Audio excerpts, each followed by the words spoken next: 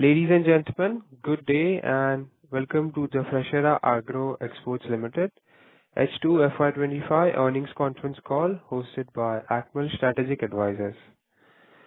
As a reminder, all participant lines will be in the listen-only mode and there will be an opportunity for you to ask questions after the presentation concludes. Should you need assistance during the conference call, please signal an operator by pressing star, then 0 on your touchtone phone. Please note that this conference is being recorded. I now hand the conference over to Mr. Rajdeep Patil from Acmal Strategic Advisors. Thank you, and over to you, sir. Hello. Good evening, everyone, and very warm welcome to H2 FY25 earnings conference call of Freshara Agro Exports Limited. I am Rajdeep Patil, representing Acmal Strategic Advisors Private Limited, and it's a pleasure to host this session on behalf of the company. We appreciate your presence here today to discuss the financial and operational performance of Freshara Agro for the second half and full year ended FY25. Joining us today from the management team, we have Mr. Junaid Ahmad, Chairman and Managing Director of the company. Now, I would like to hand over the call to Mr. Junaid Ahmad. Over to you, sir. Thanks, Rajdeep. Good evening, everyone. I am Junaid Ahmad, Managing Director and Chairman of Freshara Agro Exports Limited. With over a decade of leadership in the agri-export space, I've had the privilege of witnessing Freshara evolve from a regional enterprise into a globally trusted brand. It is my pleasure to welcome all our investor analysts and stakeholders to this earnings conference call for the second half and full year ended FY25. I extend my sincere gratitude for your time, interest, and your continued support. Freshara Agro Exports Limited is one of India's leading exporters of preserved gherkins and pickled vegetables, operating 2 modern facilities in Tamil Nadu. The company serves over 40 countries across Europe, USA, Russia, and many more. With a strong focus on quality, sustainability, and farmer partnerships, backed by global certification and a network of more than 4,000 contract farmers, Freshara stands at the forefront of India's agri-export growth story. Financial year 25 has truly been a transformative year for Freshara. Despite global headwinds, we delivered strongly on our strategic commitments and further deepened our market presence. I am pleased to report that we closed the financial year with a total revenue of 260.68 crores and EBITDA of 46.23 crores and a PAT of about 28.79 crores, a significant leap from the previous years. Specifically in H2 FY25, our total revenue grew by 42.58% over H1 and PAT increased by 53%. Driven by strong volume growth, operational discipline, and improved efficiencies. The EBITDA and PAT margins also saw sequential improvements, reflecting our ongoing focus on cost optimization and quality-driven growth. A major milestone this year was the operationalization of our second manufacturing facility in Tirupattur district of Tamil Nadu. Spread across 8 acres, this facility offers a processing capacity of about 75 to 100 metric tons in a day, and a scalable retail packaging line of about 18,000 jars per hour. Powered by a 100 kilowatt solar plant, this investment aligns with our sustainability vision and is already enhancing our margins and productivity. We've also expanded our product portfolio, adding high potential items like green peppercorns, corn kernels, olives, and white onions, each of which have been well received in the global markets. Our diverse packaging formats now cater to industrial, food service, and retail segments, positioning Freshara as a preferred supplier across the value chain. We are equally proud of our NSE listing in October 24, which has ushered in a new phase of institutional visibility and accountability. Our financial foundation remains strong with a stable credit rating of CRISIL, BBB, long-term and A3 short-term, supported by about 84 crores in bank facilities, ensuring we are well equipped for the future growth. I am also pleased to share that our current order book stands at about 82 crores, providing strong visibility and momentum as we move into financial year 26. Looking ahead, we remain optimistic and future-focused. With rising global demand for clean label and naturally preserved food, Freshara is well positioned to lead. Our enhanced infrastructure, diverse portfolio, strong farmer network, and expanding global presence gives us confidence to pursue a clearly defined benchmark of 30% annual growth in the coming years. With that, I now open the floor for questions and answers. Thank you. Thank you very much. We will now begin the question and answer session. Anyone who wishes to ask a question may press star and 1 on their touchtone telephone. If you wish to withdraw yourself from the question queue, you may press star and two. Participants are requested to use handset while asking a question. Ladies and gentlemen, we will wait for a moment while the question queue assembles.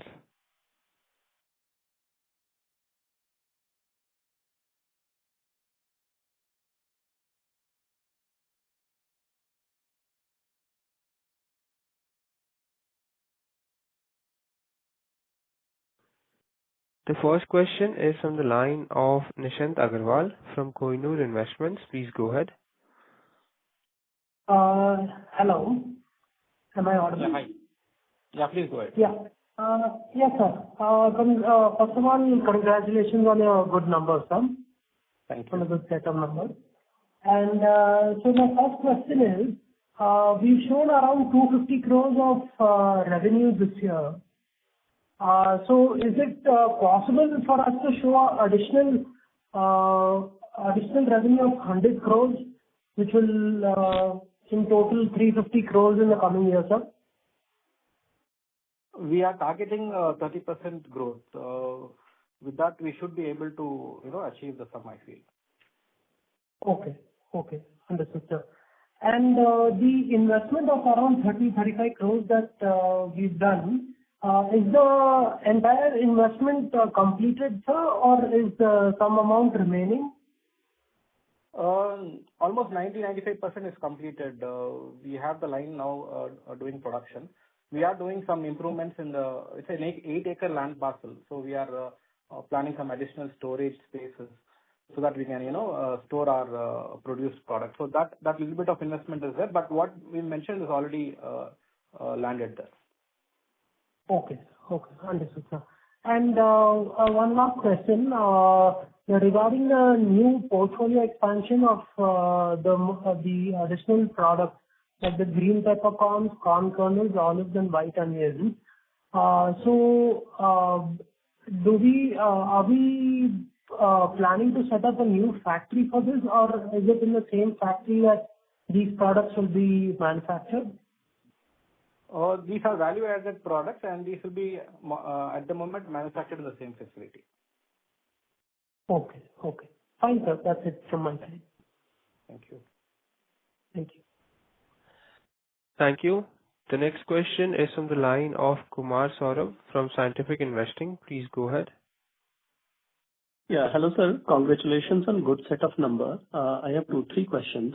So on 100 crore of rupees 100 crore of sales, how much is the working capital do we need?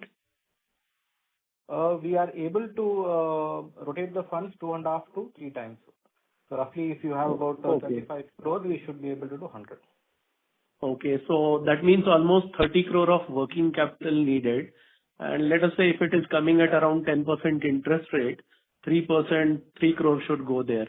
And our EBITDA margin is around 18%. So can we assume that on a 18% EBITDA margin, we should be able to convert 100 crore of sales into 15 crore of operating profit, given 3 crore will go in working capital and all? It is difficult to speculate like this because one, we are trying to work with new products, new territories, and we are trying to be aggressive in the market. As a thumb rule, maybe it is possible, but on the functional basis, these things, vary quarterly, half-yearly, and year-on because the pricing for these different products is different. There's no fixed margin for each product. I mean, there's fixed margin for different products. So each on a cumulative basis we are comfortably doing the numbers what we are doing now. But going forward, when we add value-added products, probably we'll do better with this. Okay. So sir, let's take it other way. And I know we are in a major growth phase and we need to build inventories and all for that. But let us assume if there is no growth on a sustainable basis, we are able to do this 100 crore. Take the conservative scenario. How much of EBITDA will be able to convert into cash profit after all the working capital and all? 1 minute. Can you just rephrase the question for me, please? So let us say we are not investing for growth in terms of building inventories and all, and we are doing a steady state 100 crore of sales. How much of the sales we will be able to convert into a sustainable operating cash flow? Should be most of it, no? Because you are not investing any additional entry, but you are able to sell off everything. Okay. No, but we are spending in working capital and all. For that, we have taken some debt and all. So as you told, my... Yeah, let me do this for you. See, the cost of interest is somewhere around 8 or less than 8% for us because we come under the packing credit facilities. And after factoring in all this, we are able to make the current EBITDA margins of about 18%. So you are saying that if we don't grow and if we just sell the same 100 crores, you are saying? Yeah. Then we wouldn't require so much working capital, no? Okay. So at least I can assume 70%, 80% of that EBITDA, at least worst case, that will get converted into operating profit. Should be, yes. Okay. And sir, in the investor presentation, you have spoken about the latest CapEx, 35 crore of CapEx, which will give us some 2,200 to 250 crore of sales. So this CapEx, sir, does it include only machineries and all, or even land has also been included, or land was already there? It is including the land, but the only thing is this land may not have the current value. As you know, this land was purchased about 5-6 years ago.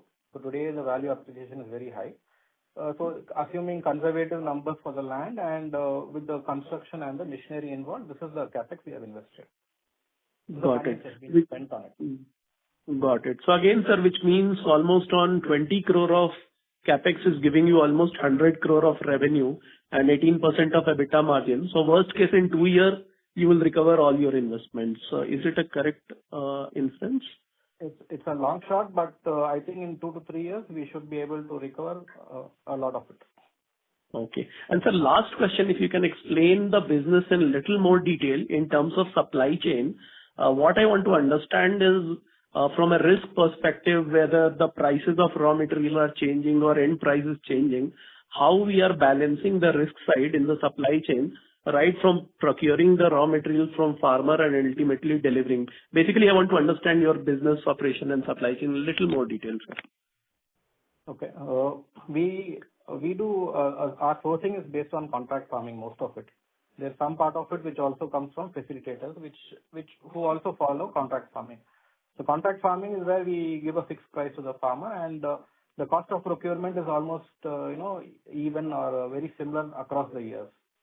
So through the years, the price of products have gone up also slowly, and there's also a dollar appreciation. The Indian rupee has come down. So thereby, year on year, we are able to at least calculate 10 to 15% margins on our products. This fixed procurement of raw material helps us have the same numbers throughout the year. The price of product wouldn't swing very, very high. They are majorly now today after the global, the lot of wars which have come up, there are a lot of fluctuation in the global freight market. So global freight is you can say at least 10-15% of the freight contributes to the final end product price. So when the freights are really down, the product prices are also down. When the freights are really up, the product prices are also really up. These freights are compensated by the customer. End of the day, we work on our margins, where we source, we produce, and we export. So this part is very stable. The only fluctuation part is the transportation part. And through the years, as I mentioned, historically, rupee has weakened, and some years there's a lot of weakening where you are comfortably placed that you are able to at least pass on some benefits to the customer. Any other raw material which is associated is only packing material. There are only about 3 or 4 packing materials in our industrial packaging where it depends on your plastic prices. But again, they are also very stable. We buy packing material from listed company. There's a company called Time Technoplast. So this is our major supplier of packing material when you go for the industrial packaging. Then comes the glass products which we buy from AGI and Hindustan Glass. So these jars also do not have almost a similar price through the years. The price appreciation is very little, or maybe 1 or 2%. And we supply to 2 types of customers. One who repacks our product at the end destination, and the other is who directly takes our product and gives it to the retail chain. This particular line where the white label products are, the prices are even further stable because it's a premium product and the contracts are long-term contracts. There are no short-term or spot contracts in this particular business. So this business helps us have sustained margins through the year. The industrial packaging business also has long-term contracts and a lot of short-term contracts or spot contracts. which are sometimes very highly profitable or sometimes a little less profitable. So on an average, because we are in both industrial packaging and as well as retail packaging, the more we do more retail packaging, the margins are becoming better. And today's contribution of retail packaging is only about 15% or less than 20%. So we are trying to increase the retail packaging contribution, which helps us achieve even further stable margin irrespective of the global market scenarios. Our supply chain is very simple. We source from the farmer. We do the entire growing, sourcing, cleaning, packing, regrading, processing and export. So from end to end, we are involved. It is literally from seed to the shelf. This is the entire supply chain which we take care of. The largest transport part of it is taken care by the shipping lines. Got it. Thanks for such a detailed answer, sir. Thanks a lot. And I have more questions, but I'll come back in the queue. Thank you, sir. Okay. Thank you. The next question is from the line of Saurya Punyani from Ajay Partners. Please go ahead. Hi, am I audible? Yes, please. This your new capacity. So combining this, what is our total capacity as of now? The first plant is able to do about 50 metric tons per day. The second plant is in the initial stages. It will be doing about less than 50 tons per day, and eventually we want to stretch it up to 100 tons. So the new plant combined, you're asking me that on its peak performance, it should be able to deliver us 150 metric tons per day. And by when we can expect this peak performance? And what is the current performance as of now? So this year we are expecting at least the plant to function at 50% of its expected capacity with the existing line. As we need a few more months to streamline the operations and get the best tasting product out of the line. Thereon, probably in the second half of the year, we should be able to do at least 60-70%. And the next preceding year, that is FY26, we should be able to achieve 100% productivity from the new plant. The new plant also has scope for expandability, and after financial year 26, we are planning to have another production line in the same plant. So by end of FY26, new plant will be at 100%, right? It should, yes. That's right. Okay. And then 27 will increase the capacity further. Yes. Okay. And so, what is the percentage between our own brand and white label in terms of sales? We don't do our own branding. We do white labeling for the customer. I mean, we have all his product data, and we ensure that he takes it directly to the retail chain. So we are a B2B customer. We are not a B2C supplier. And we only do white label. Yeah, we are the raw material supplier of the world. That's how we define ourselves. Okay. Okay, sir. Thank you. Thank you so much. Thank you.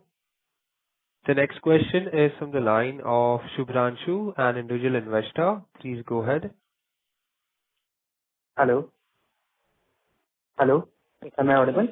Yes, sir, you're audible. Please go ahead. Okay. So, sir, going forward, how much margins you are expecting, operating profit margin? And can you also tell, if you have any other product like Jenkins in mind, which you will be of similar scale, which you will be producing in future? Yeah, these two questions. Okay. Gherkins, as such, is a large volume product, and we, as I defined earlier, we are almost a raw material supplier to the world. There are some products where the Gherkins from India enjoy monopoly, and we almost contribute about 15-20% of the global supply of Gherkins. So I don't foresee a product which can compete with Gherkins because of the sheer volume which is possible out of this particular product. And secondly, we are now expertise in this product. To the last decade, we've been there, and we've been able to expertise and become really special with this. So any other product will be able to contribute maybe 5 or 10% of the turnover. I mean, it will not be able to compete head-on with Gherkin, but it will help us expand our product portfolio as well as the basket which we are offering to our customers. but none of the products come at even to gherkins. Coming on the margin part, I mean, this industry, I mean, we find that these are very decent margins on this industry, and how we are able to achieve is sheerly through the scale of operation and the numbers which we are growing with. So going forward also, what I am expecting is a sustained margin process. And secondly, since we are a little aggressive and entering a lot of bidding processes where the large buyers do not operate on large margins. They all have a fixed number because there is competition and there are headwinds, customers suppliers trying to pitch in the cheaper prices just to win contracts. So thereby, when you enter the large market, the competition is very high. Being an MSME and being able to do this number going forward, we will be able to achieve the sustainable margin and maybe improve a bit, but may not be beyond 14-15%. But yes, our entire effort is to become better. Okay, sir. And sir, in your pre-IPO meet, you also told that you will be expanding to USA. So what's the plan on that? USA, our overall sales contribution today as on date is about 5 to 6%. We've already signed contracts for USA. Today, there's a lot of duty talks which are going on, but we were able to secure our contracts. We don't have a problem with our contracts with the USA. Going forward, in fact, we are not supposed to fall under the reciprocal duties. We don't import this product to India, and it's an ideal situation where the US will drop duties for this product, and there's a lot of lobbying which is going on for this, and there's a lot of talk, and hope in a couple of months it should settle down and help the industry really grow the US market share. But overall, as such, we have grown in volumes. Our US volumes have also increased, but our overall turnover has also increased. So though the percentage looks same, but in volume and value wise, we are improving year on year. And going forward, as I mentioned, yes, our focus is to grow the US market, and hopefully this duty talk, if it settles down, it will become even a better play field to enter and do much better. So sir, are margins similar in like both US and Russia, or it will improve when you move to US, like move some portion to US? See, the industry's margins are almost the same. Russia's consumption is very high. Russia's you don't have FDA in Russia. In US you have something called FDA. So I mean, Russia buys a lot of volume. It doesn't really strangle you with a lot of things related on quality. But US, yes, it's a tough market. So it's good for the best people in the world. So margins are almost the same because customers know each other, or you can say, everybody is well traveled, well exposed, and the product produced in Europe goes to USA. Product produced in Europe used to go to Russia. Russian products used to go to Germany, or vice versa. German products go to USA. So that way the industry is quite old. So nobody comes out giving us extra margins. But yes, they know our cost. They know what it requires to make a good product, and they know which company or factory is better in producing such products. And they pay better or less based on the quality which you provide. Okay, sir. Thanks. I will join the queue for. Thank you. Thank you. Thank you. The next question is from the line of Roshil Shilarka from Pink Wealth. Please go ahead. Hello. Yeah. Yes, sir, you're audible. Please go ahead. Yeah, sir. Congratulations for the great sets of number. Thank you. So my question is that in FY25, we did a sales of 251 crores. So just wanted to understand how much sales have been contributed from our old plant. About 80% of the sales is from the old plant, 80 to 90%. 80 to 90%? Yeah. And the new plant was operational only in the last quarter. Right. So, yeah. So how much has come from the sales from the new plant? Should be about 35 crores. 30 to 35 crore. Yeah. So sir, with this two combined capacity, the peak sales we can achieve somewhere around will be 450 crores. Am I right? That's the target. Okay. And so currently our order book is 82 crore. So are we seeing any visibility in terms of order inflow since this 82 crore, so we might be doing it in 3-4 months only? Yeah, there are, I think, roughly around 35 to 38 crore order pipeline has already been under discussion. So I think today we closed some orders, and this week at least 50% of it will get closed. And a lot of orders come in the months of July, August, and September. So that way, we are, every quarter we'll be able to get orders close to 80 crores. Every quarter. Yeah, 3 to 4 months period, you can say. And sir, are we seeing any slowdown in terms of order inflow, or the momentum has been as per our expectation? It's good. See, it's good. What has happened is, once we started the new plant, we are now able to cater to more premium customers. That is, previously we were, as I mentioned, we were the raw material supplier. That is, we were able to do more of industrial packaging. Today, we are able to cater to new customers who request, products bottled and canned in their own brand. So this is a completely new business line, which has been only 10% of our business share earlier. So today, the good part and the best part you can say is that we are able to now forge hands and enter the market in a broader scope. Whatever be the global issue or whatever events are happening, it is not really affecting our volumes. We are able to, in fact, we have a lot more demand, which is prompting us to think about another line of to set up another line of production. That way, our volume growth is really good. If the global scenario becomes better, we'll in fact come out really victorious. So, sir, this retail packaging, which is contributing less than 15%, so in this year, have we set any target to reach in terms of percentage of sales? How much we can do? For us, as I mentioned to you, gherkins is a volume product, and the industrial packed product gives us the maximum volumes. So when you, for example, if we touch roughly, if I estimate about a 300 plus crore turnover, the percentage share may not vary much, but the volume and the revenue share would have gone up for this particular product. So we are expecting year on year, averagely, if you take that particular line of production, we'll go easily about 30%. But on an overall scale, if you see, we may be 10 to 15%. Okay. And sir, we are expecting only 30%. We have in presentation we have given 10 to 30%. So it's lower side 10% and on upper side 30%, or how is it? No, that is mentioned as year on year. That is, see, we don't want to speculate too much, or we don't want to talk on terms which gives a lot of multiples.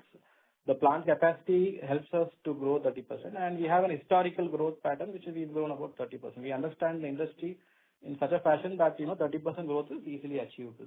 But the sales targets are always at a higher scale, but we do not want to speculate on it. And so for bulk packaging, is there any benefit for the client, in terms of tax or customs? So that is why there has been a lot of volume on the bulk packaging side. See, for example, if you consider some products, customers prefer, for example, a German customer, he will prefer made in Germany products. He wouldn't go for the last line which says product of India. So as I mentioned, the raw material has to come from India, but the final product may be from Germany. So I mean, it is an entire customer's perspective which is slowly changing, that they are open to products produced in India itself. Secondly, the bulk industrial packaging carries lesser duty, as you mentioned rightly, that the duty for a bulk raw material product is much lesser than compared to a white label product. But not all have large plants where they can repack and make products in their white label. So they balance both. They sometimes buy both. They buy the industrial packaged product, they take it to the factory and they repack it, as well as they buy the final ended product which is completely ready from our factory, and they mix and match and they try to sell it in the markets. Okay. Got it, sir. Thank you, sir, for the questions. Thank you.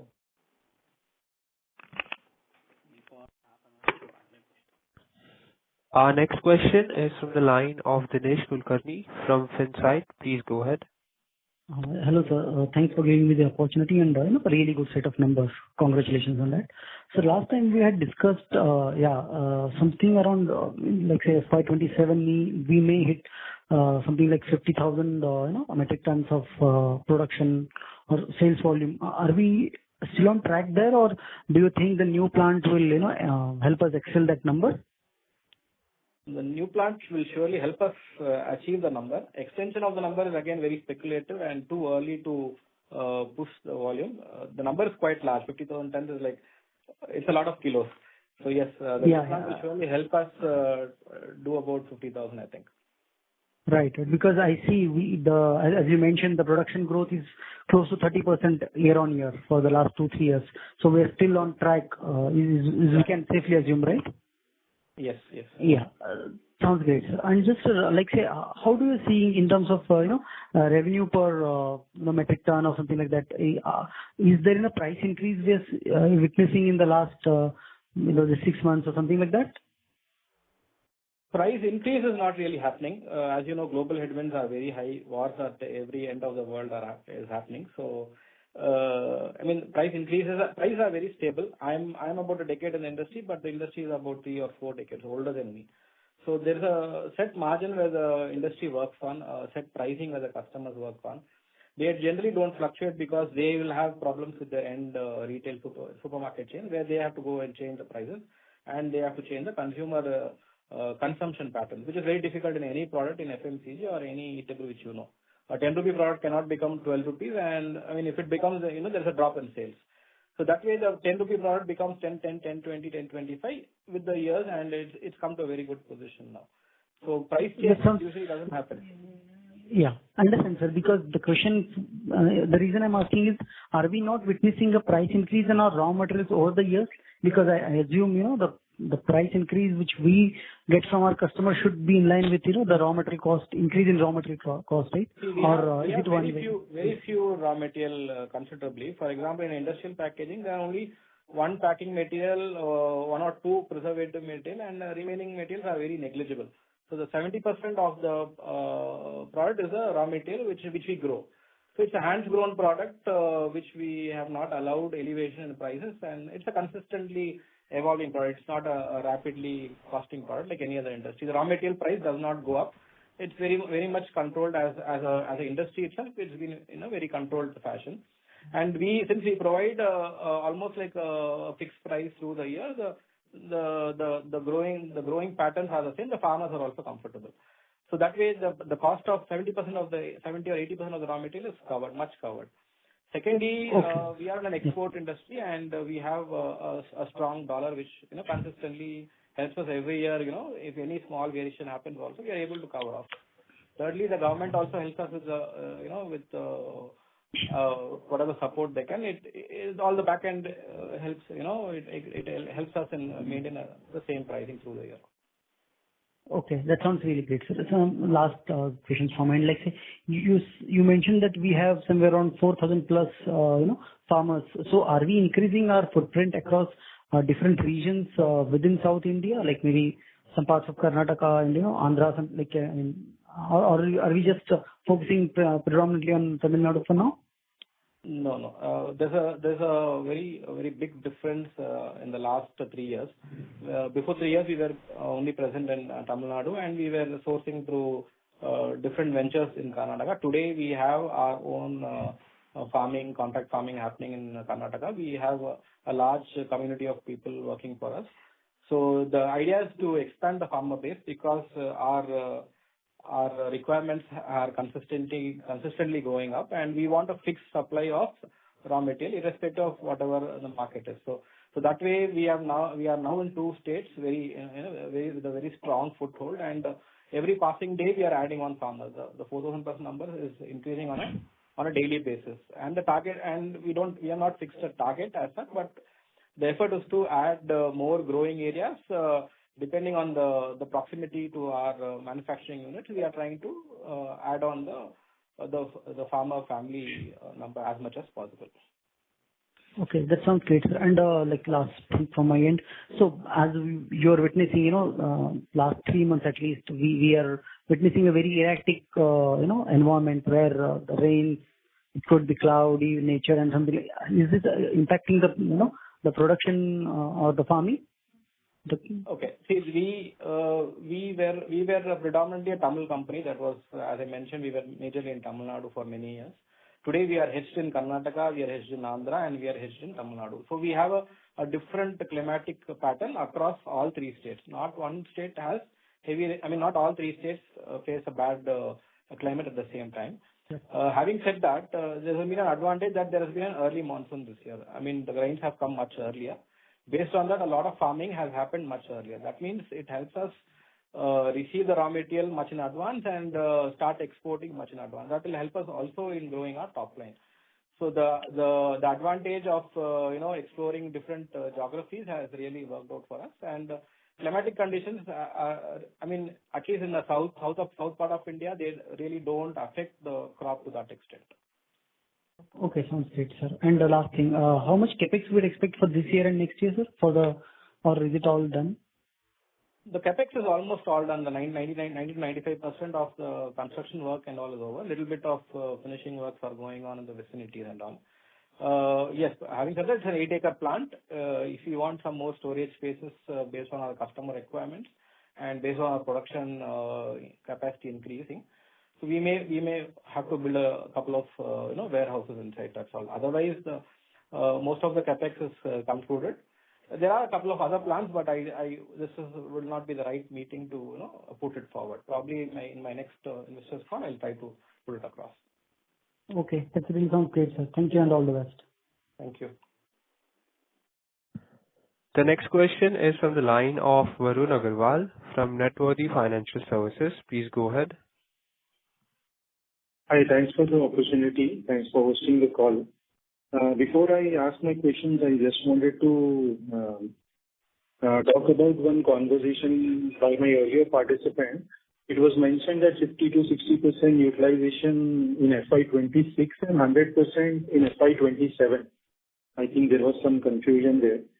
And about my questions, I would like to know what is the impact of the geopolitical disturbances which are happening in Asia and Europe right now. Okay. 50% was mentioned for the year 25-26, and 100% optimization was expected for 26-27. That's right. He took it as FY26 100%, so I just wanted to correct that. Okay. Thank you. And luckily, the geopolitical tensions, I've seen every war bring some opportunity. I'm not talking in a selfish way, but the food supply chain is such that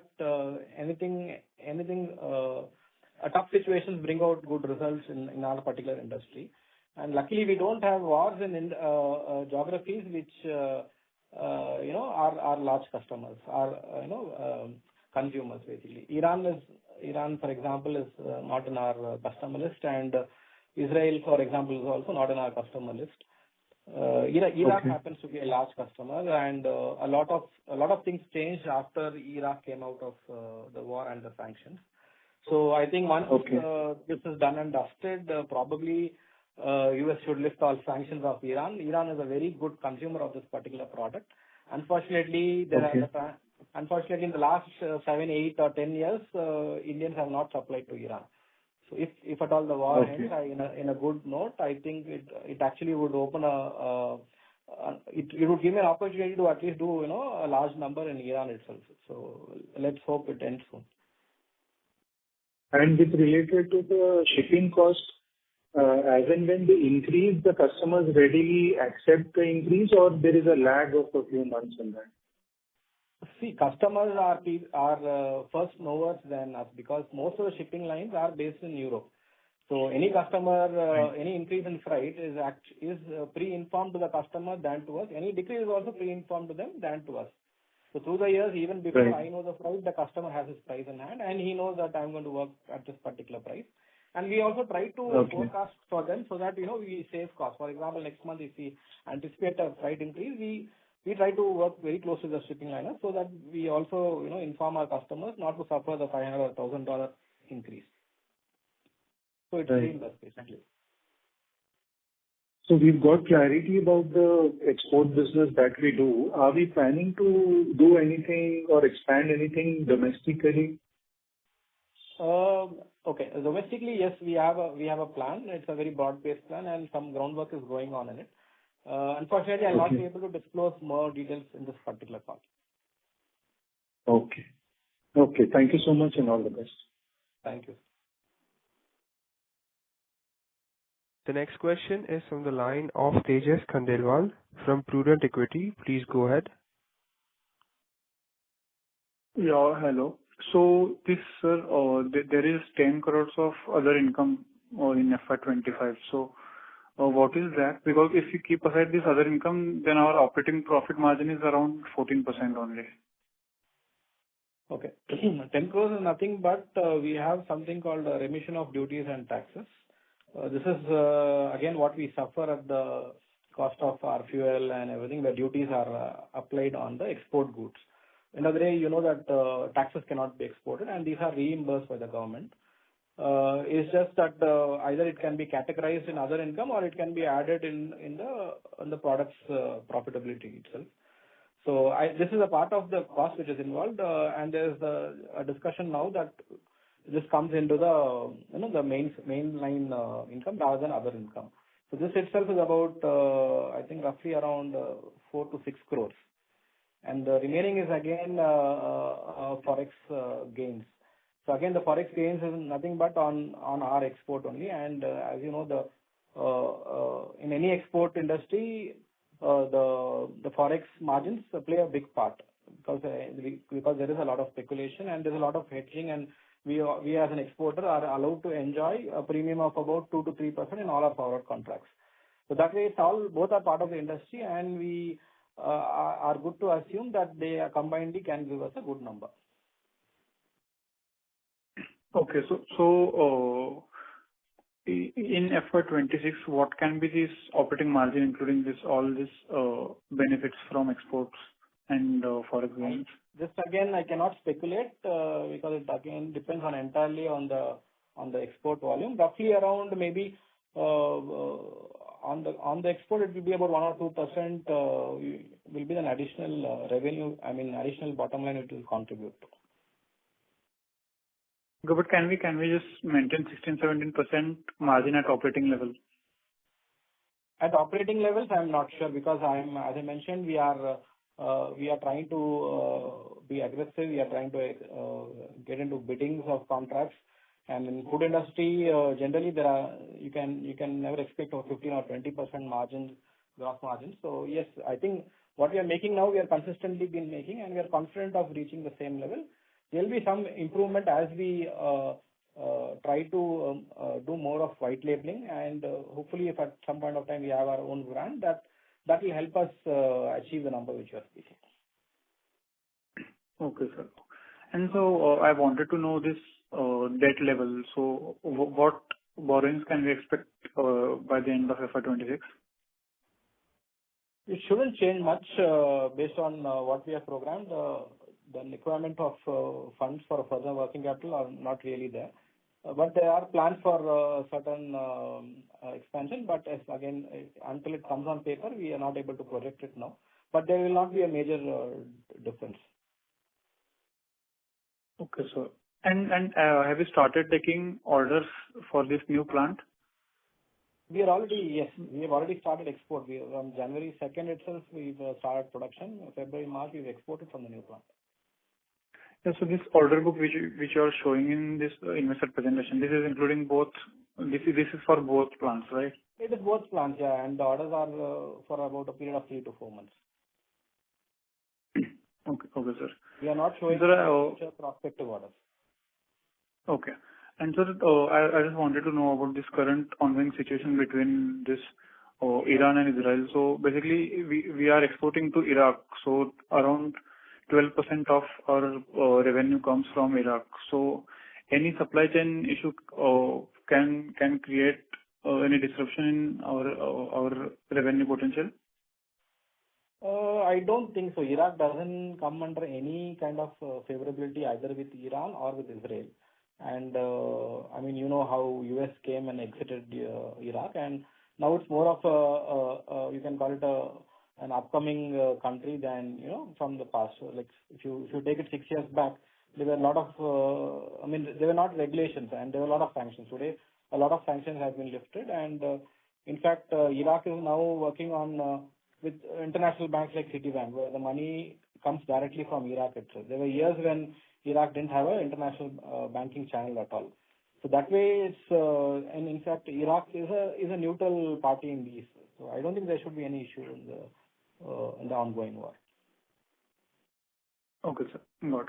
And sir, another question was like, are you looking to foray into any new export countries in this year? Yes, we have concluded a new contract with a country which we weren't there. We were not much in Hungary, and we've concluded recently with this particular country, a good volume, a decent volume. Similarly, there are a few other territories which we are in talks, and hopefully this year we should be able to enter those new markets. Okay, sir. That's all from my side. Thank you. Thank you. Thank you. The next question is from the line of Balaji from Kotak. Please go ahead. Yeah, hi, sir. First of all, very good set of numbers that you have shown. So my first question would be, can you please explain about the seasonality of the industry? Because I want to understand that from your perspective. And yeah. Balaji, I'll do it really quickly because it's an earnings call. Yeah, okay. Yeah. Yeah. See, seasonality, we are now in 3 geographies, so every geography has its own crop. Tamil Nadu has a very good, last Q4 is very good for Tamil Nadu. Q3 and 4 are very good for Karnataka, and there's one intermediate 1 and 2 for Andhra. So that way we have a 360-degree visibility of our crop, about 200 to 250 days of arrivals of raw material at our factory. So basically, the word seasonality really doesn't apply here when you are able to cover all 3 districts.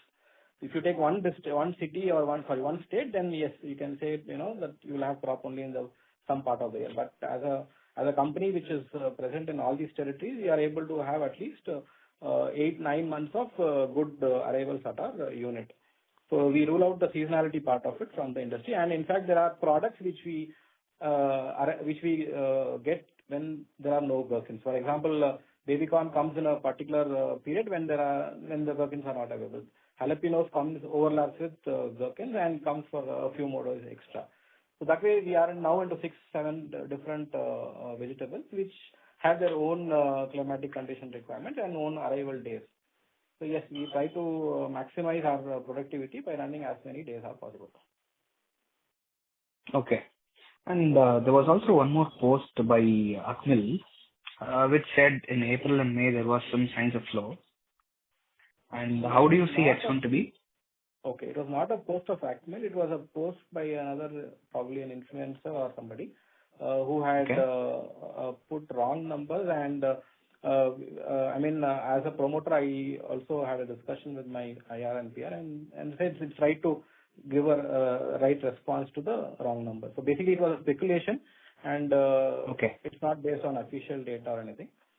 Usually, April and May are slow months because these are summer months, and none of the vegetables are really grown, procured, or the sales really doesn't happen in this period. And as I mentioned, the industry has its own buying months and days when they procure most of the inventory, and there are some months which they procure less. So we cannot be compared like a machining industry or a forging industry on a monthly basis. We can be well compared on a half yearly or at least a quarterly basis, because one cycle of the crop would have almost got over or something like that.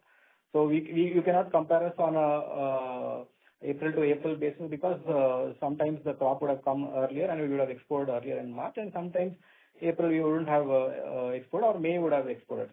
So month-on-month comparison is not the right thing to do in a cyclical industry, as everybody knows. And we convince our investors to compare us on a half-yearly basis. Okay. So I have one more question. So what would you say the industry growth rate for your kind of a company is? Because you are growing, say you are projecting yourself to grow at 30%. I think industry is growing at about 9 to 10%, and probably I'm growing at about 30%, 30+%, yes. So you are scaling at 30% because of being small, or how is it? Or if you mature, would you also continue to grow at 30, or how is it? It's completely 2 different things. The industry is widespread. The industry is into different types of packaging. The industry sees different opportunities and through different eyes. So I will still say that there's a long way to go. I'm at about, I think, 10 to 14% of some market share I have for the gherkin industry. The other products, I am only doing about 1 or 2% market share, and I think that can easily climb up to 10-15%. So the basket is bigger now than it was in the previous year, and there's a large scope by saying that we need not compare it only with gherkin. We can compare it with the processed vegetables which are exported from India. So that way we have a large market which we can capture. Okay. Okay. Last question from my side. How difficult or easy do you think to identify and acquire contract farmers? It is difficult for a new company. You need to understand the product first. Second, you need to have sufficient working capital.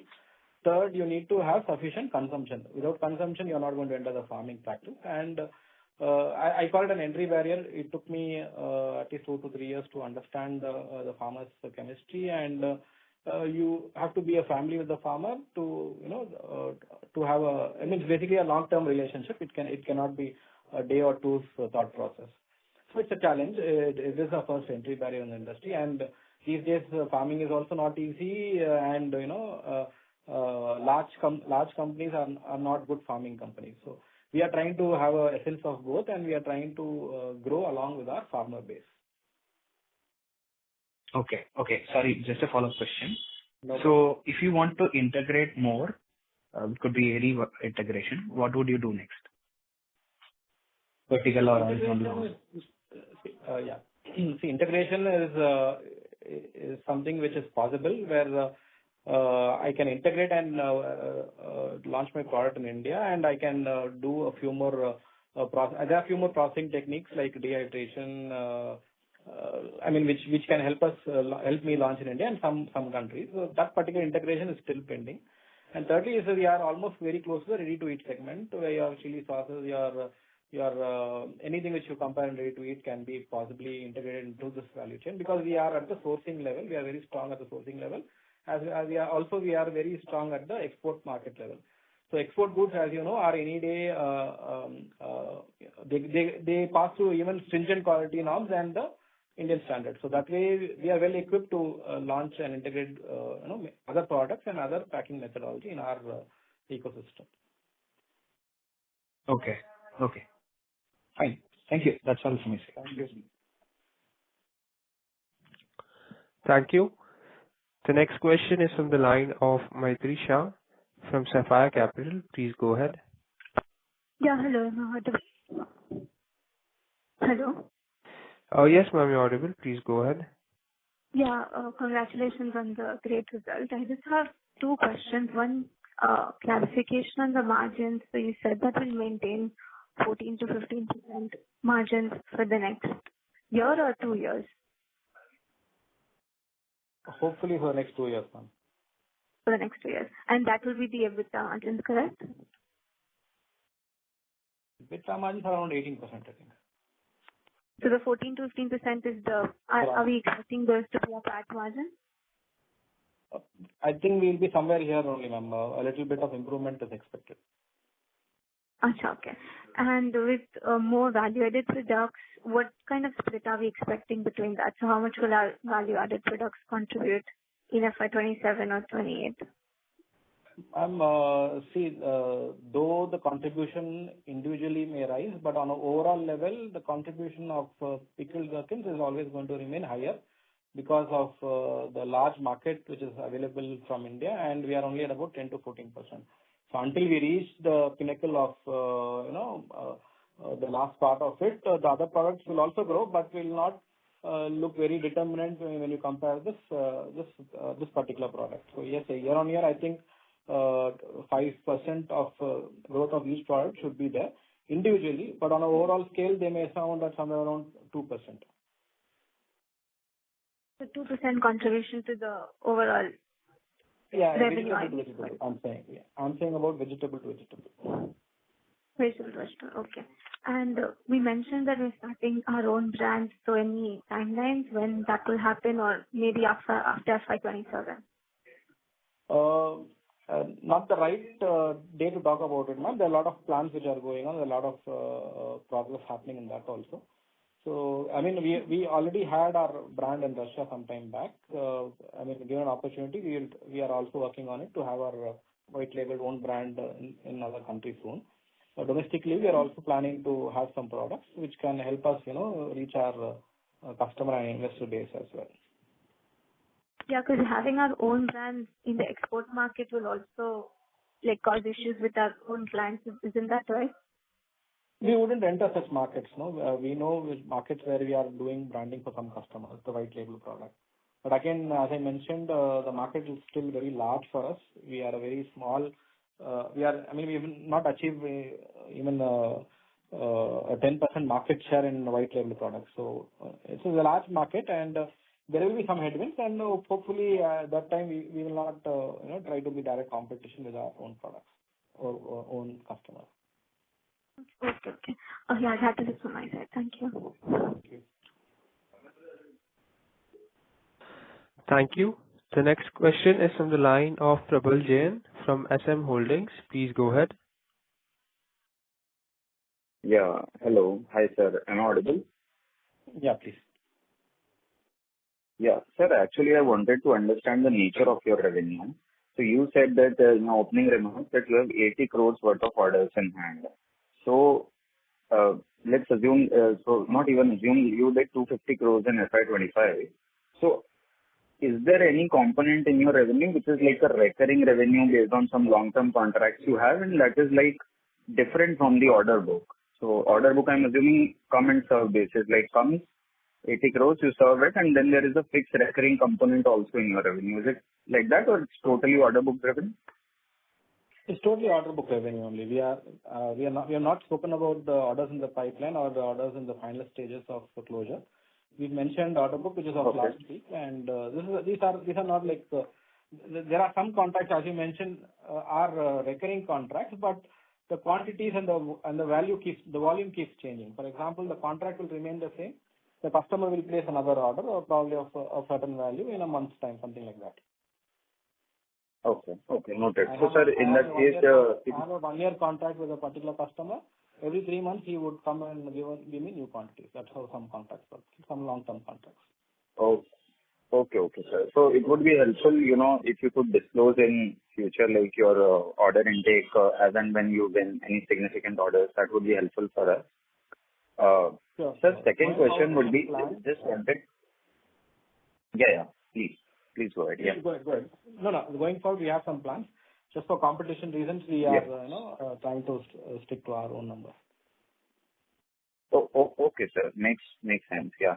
So, sir, I also wanted to understand, like at 250 crores, you approximately did 220 from your old plant, and right, 220 was done from the old plant, and 35 you did from new plant, right? Approximately, yes.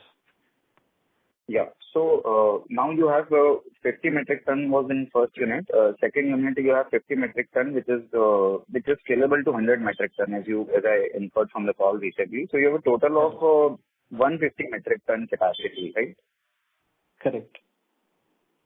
So, sir, when do you expect, like based on your experience, like to have 100% utilization, and by which level of utilization, let's say 70-80%, you'll start planning maybe a new unit or something like that? Any new unit takes 2 to 3 years of materialization time, because today constructing and planning a new unit is not as simple as the previous years. And in fact, being in a specific industry, you need to be very close to the raw material. So that would be the main target. So what we plan to do after 2 to 3 years, we are already in some thought process that discussions are going on. Having said that, the existing unit also has expansion capacity to, the peak of its production will reach only by next year. So this year we should be doing about 50 metric tons per day, and hopefully by next financial year we should be able to touch about 75 to 100 metric tons a day. And by then by next year financial year, we want to have another processing line, which will help us to grow another 30% from that particular plant. Okay, noted. So, sir, just to have a clarification here, you said new unit takes 2 years or so, worth of time to plan and something, and you came with your IPA somewhere around October 2024. So, and you raised money for the capex for the new unit. So, and you commenced it, right, in the next 7-8 months. So on one hand, you're saying it takes 2 years, but you commenced quite quickly. So were you planning it beforehand? No, let me explain the process. See, the land was acquired during COVID. Roughly around 2018-19, we had acquired the land. I think, 20 we had acquired the land. We started a little bit of ground development work, a little bit of acquisition work. I mean, we wanted to have a bigger factory. We had a 5-acre land, then we went for an 8-acre or a 3-acre addition to made it an 8-acre land, and planning and approval took us some time. So in the IPO, we just raised money for the machinery. The construction was already at 70% of completion. Through our internal approvals, we have funded, I think, close to about 18-20 crores we have funded from our internal approval, and we've constructed in the previous year itself. That basically was a work in progress. And this year, if you see our assets, they are about 50 plus crores. So this particular factory took us about 3+ years. So that I take it as a thumb rule that, if you want a very good, nice factory and with a sufficient packing capacity, you need at least 2 to 3 years for it to come out of good shape. Okay. So I know you have been hinting a lot in the call that you have some plans which are on paper, but because it takes 2 to 3 years and by next 2 years you are expecting 100% utilization of Unit 2. So I'm assuming on paper, like you must have started something on the expansion line. It's fine. Yeah. You can come back on the appropriate call. I'll update you probably in the coming days.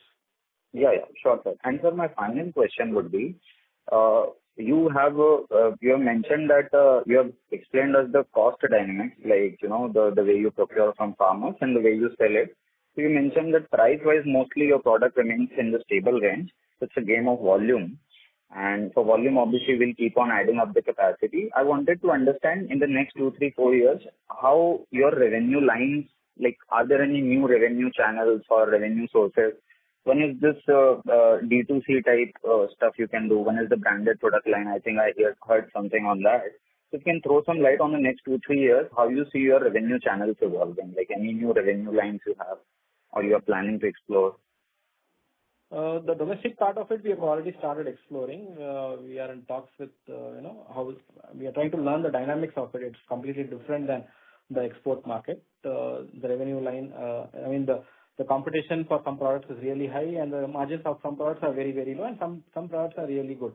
So we are trying to choose products which are of very good margins, and in fact, there are some products which are already there in the domestic market which we are not selling. We are just exporting them. So it is very easy or a channel which is already open. It's just that we are taking it step by step because we are running on full capacity, and our priority is to optimize our production from the second unit. Yes, having said that, there is a new revenue line planned, and hopefully in the coming months there should be some positive news out of it.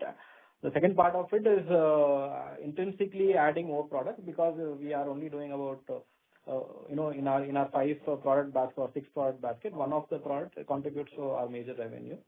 But there are many other products which are also preserved and exported in similar fashion. So that is also a priority, because export markets bring in us with the bottom line can be really good in export markets.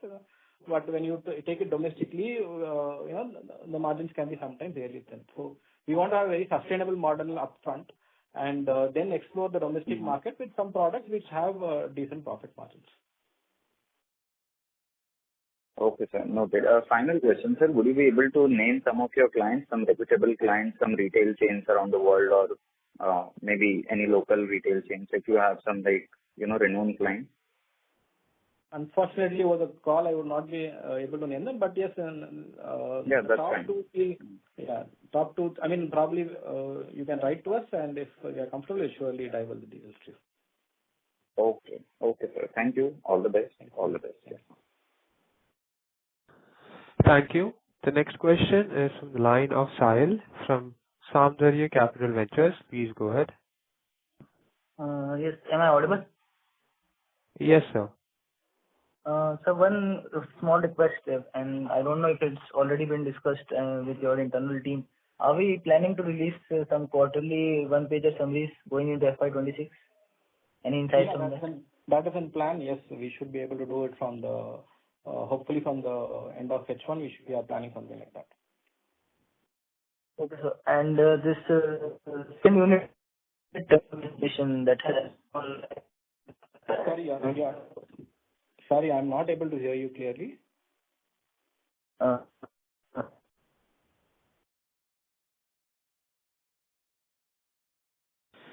Mr. Sahil, we can't hear you.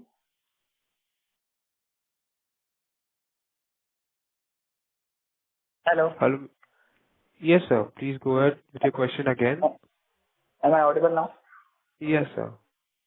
I wanted to ask the second unit, which is mentioned in the presentation at 95% utilization. So, has it already started operations? I mean to say, it is reflected. Yeah, it started operations in January this year. So it is already reflecting in revenues in this year. Yes. Yes, sir. And the land that you have mentioned for the upcoming expansion, what is timeline for that? The upcoming expansion. Okay, the current factory will take it about a year to become optimized. The new plans, I have not divulged anything over the call. Probably in the next call, we'll have some more details. All right. Thank you. Thank you. The next question is from the line of Miten Shah, an individual investor. Please go ahead. Yeah. Am I audible? Yes, sir. Yeah. Thanks for giving the opportunity, and congratulations on posting a good set of numbers. So my first question would be like, of all the products that we have, gherkins, jalapenos, baby corns, which product gives the highest margin? In the industry, almost all of them carry equal margins because the end customer is also very similar. I mean, a customer who buys gherkins buys jalapenos and similarly baby corns. But revenue-wise, I think baby corn is an expensive product, and yes, sometimes it carries better margins. But geography to geography, product to product, everything is variable, and we see gherkins has consistent margins, and the others are all a little more seasonal. So it depends country to country, that some countries provide better margins for a particular product and some countries provide thinner margins for some products. So you cannot unilaterally say that this is a product with high margins. They are all in the same industry, same preservation method and same consumer also. So almost all of them are with the same margins. Perfect. And one more thing, see, we are a 100% export oriented company, sorry. Okay, and we just heard in the con call, there are plans to tap inroads, locally as well. I mean, after 10 years, why was not that thought earlier on? I mean, how big is the opportunity in India, especially for pickled gherkins actually? Or does the industry already exist in India? Sorry? Does the industry for pickled gherkins already exist in India? Yeah. See, today it is almost present in a ready-to-eat segment. It is like, for example, traditionally what we do, we buy vegetables, cut them, and use it the same day. This particular preservation method gives you a longer shelf life, and it is like you get a ready-to-eat product, and it's also customized. It can be chopped into small pieces at the manufacturer level itself. So, and there's also a lot of flavoring added to it. If you have a globetrotter, if you've traveled or stayed in America or Europe, you will probably come back to India and consume this product. Otherwise, there is no knowledge or awareness of this product. Previous years, we were mostly sold out. We never had an opportunity or capex or the working capital to say that we'll start in India. Because as you know, India goes on a distributor model. The geography is large, and there's separate investment required to store, produce, and there's a lot of marketing also required. So that way, we had the focus to have good margins first of all in the food industry. So that we focus more on the exports because it's always traditionally been the bread and butter, and it's always helped exporters to sustain the business. Going forward, we have more opportunities, we have more exposure in the market, and also a lot of awareness has come in the last years after the era of COVID. So we see that there's an opportunity, and we want to expand locally also. Correct. But how big is the TAM in India? I mean, what is the approximate TAM for this product? I don't have the numbers as such, but again, it is not seen as one particular product, and it is seen as a ready-to-eat market.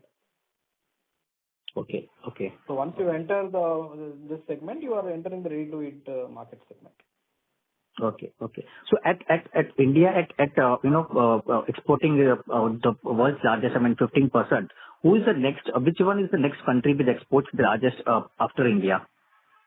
Maybe Turkey, and there is also the same product produced in Europe, USA, and Russia as well, at a smaller scale because they don't have the method of contract farming and they don't have so many farmers basically. It's a laborious job. So yes, India happens to have the major. India happens to be the major grower, and you have smaller countries like Vietnam and so I mean there's a little bit of production everywhere here and there, and you can say Turkey as a major competitor sometimes, and you can also classify the local produce of Russia and USA as a competition. Yeah, yeah. Why I ask this question is basically like when we say, suppose, if we understand Turkey probably is the next largest contributor, is there a difference in the quality between us and other export-oriented countries? We can proudly say that our gherkins are the best in the world. Okay. Our exports, in fact, I'm very proud to say that India exports the best quality product through its years and ages and decades. We polished our product so well that globally we are, there cannot be so for example, US cannot be without China. Like that, you can say world over, Indians play a very smart role and an increasing role in the goods which they export. So the quality from India is guaranteed any day that it's going to be much better than your Vietnam or your Thailand or your Turkey or your Egypt. So we also import some products from these countries, and they come in a really bad condition. So eye to eye, I can see that any day we are the best. And how about the pricing difference? We are at the best again. Probably Vietnam or Thailand may have a little bit of pricing advantage, but they cannot do the volume and they cannot do the sophistication packaging and time. They cannot stick to the timelines. We are a more organized exporter country than compared to these people. Correct. And what would be a typical shelf life, especially for this kind of pickles? In the industrial packaging, we give about 18 months or 24 months of good shelf life, if not tampered with and stored in ambient conditions. And in the white label, sometimes it is about 24 to 36 months. If you are opening it, yes, the shelf life is only about a week or two because it becomes almost a ready-to-eat product. Perfect.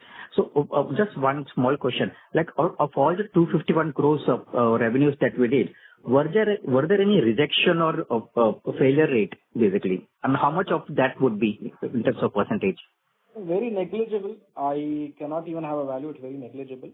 And mostly that is also packed and re-exported. Okay.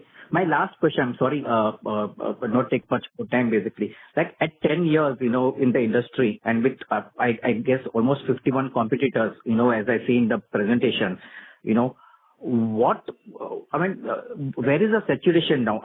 Is the saturation achieved or we have not yet scratched the surface? I just want to know what is the TAM and how bigger the TAM could be. With already 10 years in the industry, I don't know now what best, after setting the second unit, I don't know what is the TAM that could be expected from this industry. How many more gherkins can we produce and export? So that is what I wanted to know. Where is that saturation basically? Basically, out of 51, only about 15 or 20 are names which can be mentioned. The remaining are all farmer investor companies which are very small. You can call them sometimes as FPOs also. They don't have capex and they don't really export the produce. So the remaining 15 people, in which about 7 or 8 companies have this. In fact, the machinery to make the white label goods. The competition for white label goods is very limited or a very small circle, and it can be fingered out simply. So yes, we are an industry of about 20 good exporters for the industrial packaging, and the industry of white labeling or the circle is small as much as maybe 5 or 8 numbers. And we are at a very basic level at the white labeling, and there's a large scope I mean, we scaled well in the industrial packaging, and there are large scope to scale in the retail or white labeling, basically. So that way, until we reach a market share of about 35, 40, or 50%, I don't think we are seeing any headwinds. We are having more orders, and we need more of production lines to worry about instead of worrying about the industry. Correct. So at 10% market share, are we the highest, or where do we stand? Second or third, I think, maybe. Third. Can we know, I mean, who is the top one or top two player? There's one company, a very good company called Global Green. They are pretty, I think they have 2 or 3 decades experience in the industry, and they're more into white labeling than the industrial packaging. Okay, fine. But I mean, I really appreciate, and I must confess, you are one of the best entrepreneurs I've seen in recent times, and really congratulate for that, and feel very proud. Thanks a lot for the opportunity. Thank you so much. Thank you so much. Thank you. Ladies and gentlemen, due to time constraint, this was the last question for today's conference call. I now hand the conference over to Mr. Rajdeep Patil for closing comments. Thank you, Mr. Junaid sir. And thank you to all the participants for being a part of today's conference call. We hope the discussion provided valuable insight into Freshara's business and future roadmap. If you have any further queries or require additional information, please feel free to reach out to us at info@acmeladvisors.com. On behalf of management and Acme Strategic Advisors, thank you once again for your time and participation. Have a great evening. Stay safe, take care, and thank you. Thank you. Thank you. On behalf of Acme Strategic Advisors, that concludes this conference. Thank you for joining us, and you may now disconnect your lines. Thank you.